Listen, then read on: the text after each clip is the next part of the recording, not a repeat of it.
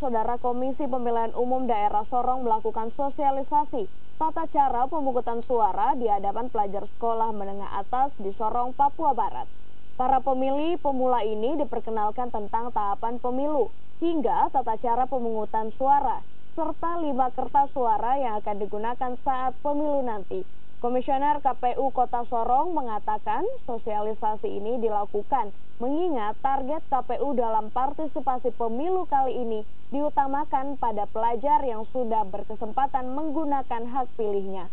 KPU juga menyarankan pada seluruh siswa yang sudah berusia 17 tahun untuk segera melakukan perekaman KTP elektronik karena sebagian besar pelajar belum memiliki KTP elektronik yang merupakan salah satu prasyarat dalam mengikuti pemilu nanti.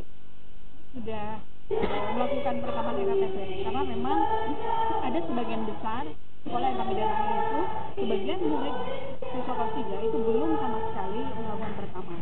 Banyak alasan, satu memang mereka belum ada waktu, kemudian kedua minimnya pengetahuan harus ke sana, dan ketiga kadang ada yang juga sudah perekaman tetapi